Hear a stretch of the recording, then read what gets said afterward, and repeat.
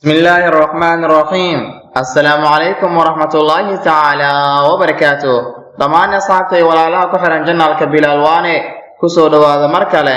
فيديو عصب فيديو قاعد إلهي رادو وعن كهال الدونا 10 عصب إيمادة كميسترية فصل كفومان منهج دولة دو إلهي رادو حنك بلاغ الدونا Introduction to Chemistry سان أبنهاي كميستريغو waa maado aad iyo aad u baaxad weyn waaye inta badanna waxaa lagu tiriyaa inay tahay central of the science ama udub-dhaxaadka cilmiga maxaa yeelay waxay laamo badan la leedahay maadooyin badan sida chemistry-ga physics-ka iyo maadooyin kale sidaas darteed maadadan chemistry-ga waa maado aad iyo aad u facweyn waaye kasoo bilow saynisyahankii la oran jiray muslimkana ahaa Jaabir bin Xayaan taariikhdiisii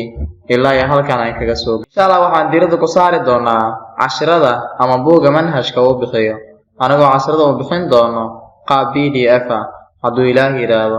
ardaygii danaynayo inuu helo muxuu ahay buugtana diyaar waa insha Allah ayeen Science and its branches cilmiga iyo laamihiisa ustaado waxaan ka hadlaynaa chemistry science maxaan oo keenay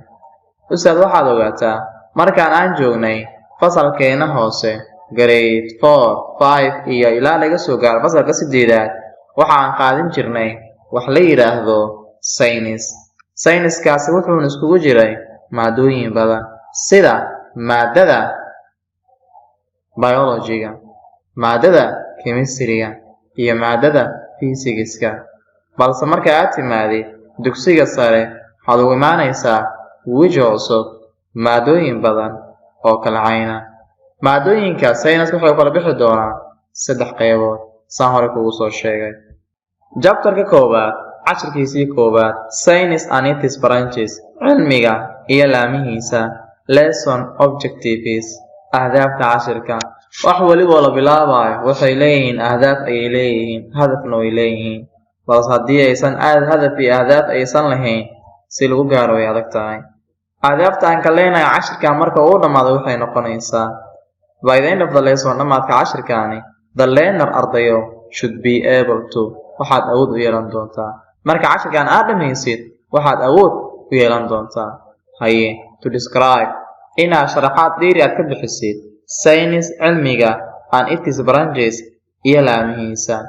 to classify inaad kala soo socdid branches laamaha of science cilmiga and state inaad sheegtid their subdivisions qayb hoosaadyada science-ka loo qaybiyo the word science ereyga cilmi ama science-ka came from waxa uu ka yimid Latin word erey Latin ayuu ka yimid oo loo yaqaano scientia that means taasi oo micnaheedu ay tahay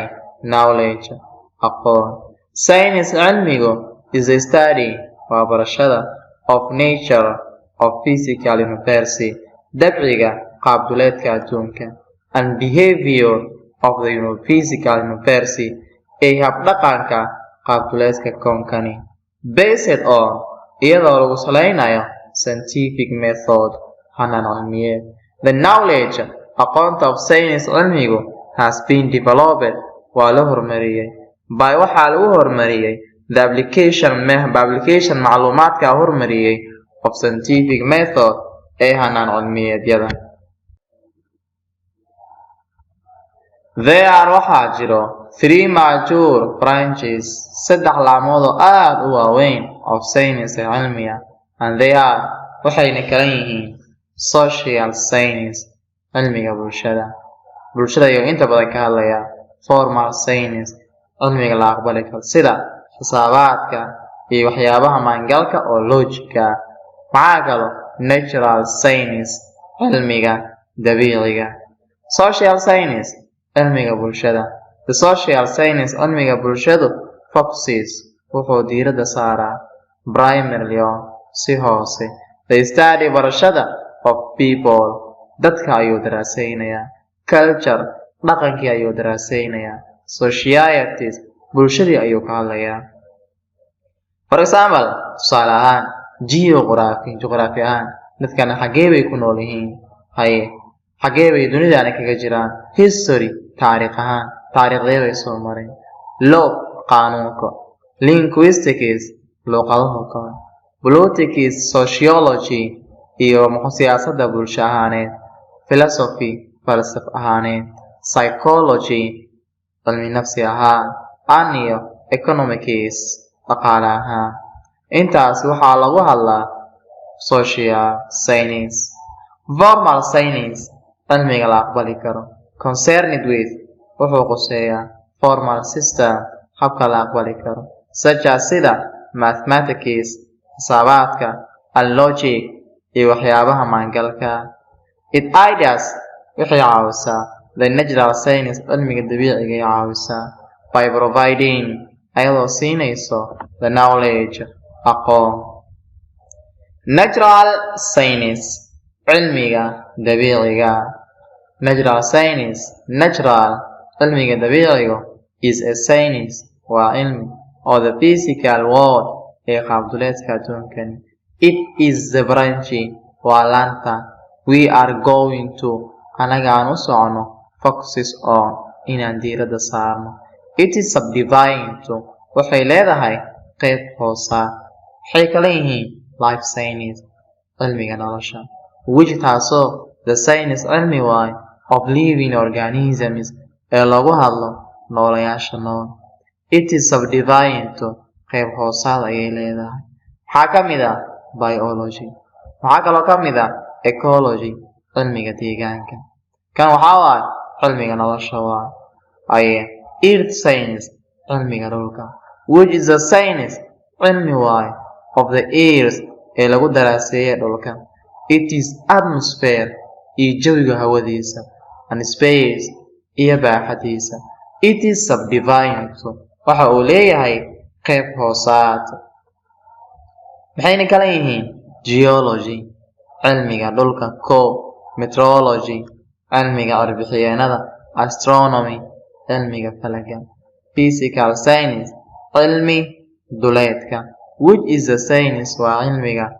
taasoo studies lagu daraaseeyo matter walaxda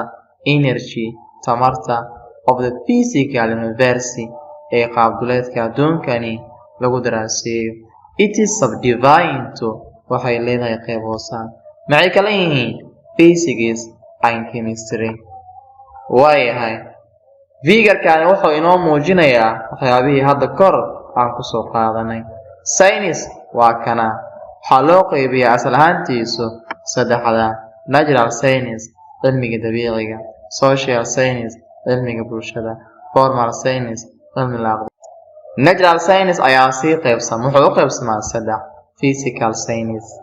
life science earth science physical science ayaa wuxuu qaybsamayaa physical matter and energy walaxda iyo tamarseeda chemistry matter and change sida walaxda isku bedesho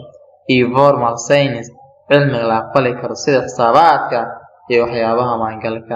sidaas darteed intaan haddii ay la soo gaartay aad iyo aad ayaan kaaga mahadcelinayaa dhagaysigaaga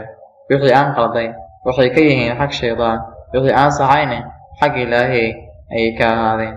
faraxsanahay inaad ila saaxiibto halkaan ila soo gaarto waxaan rajaynayaa inaan halkaani meel ka wanaagsan aan gaari doono waxaa idinkaga codsanayaa dhammaan asxaabta iyo ardayda ku xiran janalkan Bilaal Waane inaad janalkan ardayda kale oo walaalihiina u sheergaraysaan